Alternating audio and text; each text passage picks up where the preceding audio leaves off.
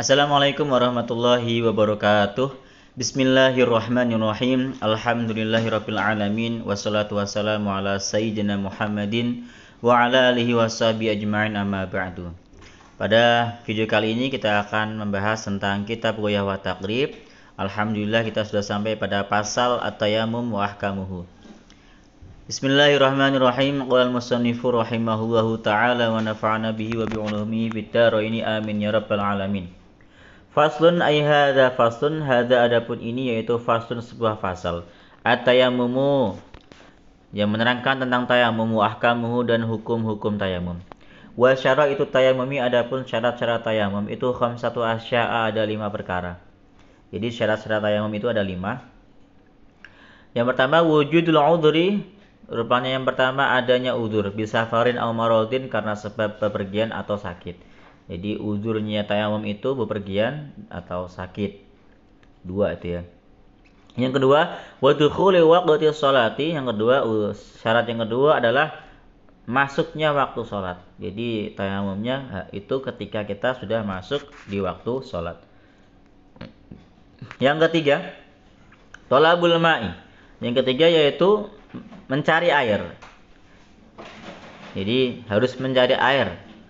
Ketika dia tidak mencari, ya tidak sempurna syaratnya, maka tidak boleh tayamum. Maka harus mencari air dulu. Yang keempat, ta'adzur isti'malihi wa iwazuhu ba'da thalabi. Yang keempat adalah udzur dalam pemakaian air itu. Jadi air itu tidak bisa dipakai, melainkan karena air itu dibutuhkan, sangat dibutuhkan. Kalau air itu dipakai, tidak bisa bertahan hidup, misalkan seperti itu. Jadi kondisinya ada air tapi nggak bisa dipakai. Nah itu. Wa iwazu ba'da dzalika, dan kemudian sangat butuh air setelah mencari air. Jadi setelah mencari air masih tidak ditemukan air. Yang kelima, at-turabut tahiru. Yang kelima, debunya harus suci, walahu gubarun. Dan di debu itu terdapat gubar, debu juga. Fa in khalatahu jissun aw ramlun lam yujzi. Apabila bercampur dengan kapur atau pasir maka tidak sah. Jadi debunya itu harus benar-benar debu ya, dan dia tidak bercampur dengan kapur maupun tidak bercampur dengan pasir. Nah, itu syarat sah tayamum ada 5 ya. Yang pertama adalah adanya udzur karena sebab bepergian atau sebab sakit. Yang kedua, pelaksanaannya harus setelah masuk waktu sholat. Yang ketiga, itu sebelum bertayamum harus mencari air terlebih dahulu. Yang kelima adalah memiliki air tapi tidak bisa digunakan. Artinya sama, tidak ada air gitu. Tidak ada air yang bisa digunakan untuk berwudu. Walaupun misalkan kita punya air, tapi jika digunakan air itu kita akan mati karena kehausan. Tetap itu tidak dipakai untuk wudu. Jadi tetap diuzurkan dalam penggunaan air itu. Yang kelima, debu yang suci yang tidak bercampur dengan kapur ataupun pasir. Itu ya. Wa faraiduhu arba'atu asya'a. Nah, kewajiban tayamum itu 4. Fardunya ada 4. Yang pertama an-niyah, niat. Yang kedua mashul wajhi, mengusap wajah. Yang kedua dengan debunya tentu saja. Wa mashul yadaini ma'al mirfaqaini. Yang ketiga itu mengusap kedua tangan beserta dengan kedua siku. Jadi dua tangan telapak sampai siku tentunya. Yang keempat tartib, urut. Jadi 4 ya kewajiban tayamum fardunya. Yang pertama mengusap wajah dengan debu. Yang ketiga mengusap kedua tangan sampai kedua siku. Itu juga dengan harus menggunakan debu yang baru. Yang keempat at-tartibu, tertib, urut. Kemudian wasunanuhu, sunah-sunahnya tayamum itu ada salah satu asya, ada 3. Yang pertama at-tasmiyatu, membaca bismillah. Yang kedua taqdimul yumna 'alal yusra, mendahulukan bagian kanan atas bagian yang kiri. Jadi ketika kita mengusap wajah sebelah kanan dulu baru sebelah kiri gitu. Kalau kita mengusap tangan kanan dulu baru tangan kiri. Dan yang ketiga al-muwalatu, terus menerus. Jadi sunnahnya itu kita mengerjakan tayamum dari awal sampai akhir, dari wajah dan tangan itu terus menerus, tidak dijeda oleh sesuatu yang lain.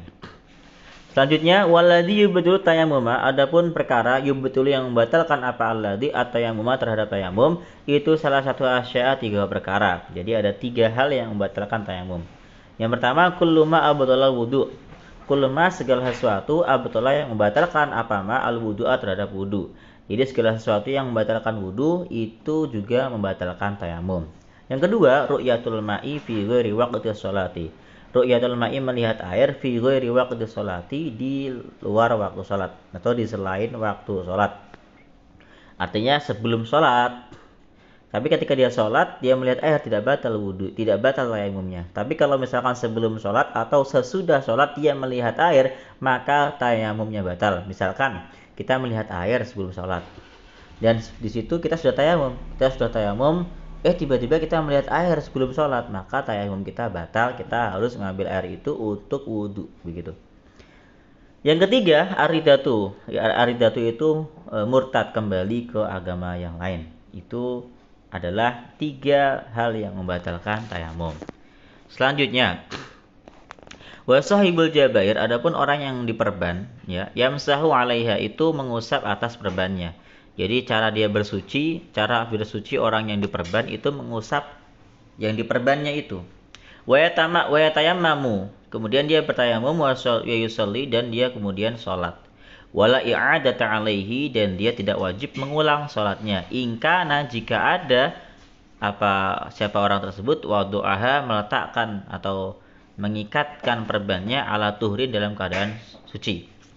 Nah, ini bagi orang yang memiliki perban di tangannya, di anggota wudunya, maka dia cukup mengusap bagian yang yang diperban itu, dan kemudian dia melanjutkan dengan tayamum untuk sholat, dan dia tidak wajib mengulang sholatnya. Tapi kalau misalkan dia ketika diperban itu tidak dalam keadaan suci, maka dia wajib mengulang sholatnya. Jadi ada 2 ya kemungkinannya ya. Kemungkinannya dia diperban itu dalam keadaan suci, dan yang pertama dia dalam keadaan suci, yang kedua dia tidak dalam keadaan suci. Kalau misalkan dia diperban dalam keadaan suci, maka dia tidak wajib mengulang wudunya. Tapi kalau misalkan dia diperban dalam keadaan tidak suci, maka dia wajib mengulang sholatnya, seperti itu. Sekali lagi, kalau misalkan orang tersebut diperban dalam keadaan suci, maka dia tidak wajib mengulang sholatnya. Tapi kalau misalkan dia diperban dalam keadaan tidak suci, maka dia wajib mengulang sholatnya, seperti itu. Wa yatayammamu likulli faridatin, dan orang yang bertayamum itu bertayamum hanya untuk setiap sholat fardu. Tidak boleh kita menggunakan satu tayamum untuk 2 sholat fardu atau 3 sholat fardu. Hanya boleh untuk 1 sholat fardu. Jadi sehingga sebelum kita melaksanakan setiap sholat fardu, maka kita harus segera tayamum. Selanjutnya wa yusalli bi tayammumin wahidin. Selanjutnya dan boleh sholat bitayamum wahidin, dengan 1 kali tayamum, masya'a minan nawafili, sholat yang ia kehendaki dari sholat-sholat sunnah. Artinya boleh melakukan sholat dengan 1 tayamum jika sholat itu sholat-sholat sunnah. Jadi kita boleh melakukan sholat sunnah berapapun banyaknya dengan 1 kali tayamum. Itu kalau sholat sunnah. Oke, selanjutnya kita akan membahas tentang bayanun najasati wa izalatiha. Faslun ay hadza, adapun ini yaitu faslun fasal bayanun najasati, pasal yang menjelaskan tentang najis-najis, wa izalatiha, dan cara menghilangkan najisnya. Wa kullu ma'in, adapun setiap benda cair, kharaja yang keluar minas sabilaini, dari 2 jalan, itu najisun, najis, illal mani, ya kecuali mani. Jadi setiap benda cair ya di sini ya, yang keluar dari jalan depan maupun jalan belakang itu adalah najis kecuali mani. Nah, kelanjutannya kita akan simak di video selanjutnya. Mudah-mudahan bermanfaat. Jika ada pertanyaan silakan ditanyakan, pasti akan dijawab. Jangan lupa like, comment, dan subscribe, dan share video ini jika bermanfaat untuk Anda dan untuk teman-teman Anda dan untuk orang-orang lain yang Anda sayangi. Assalamualaikum warahmatullahi wabarakatuh.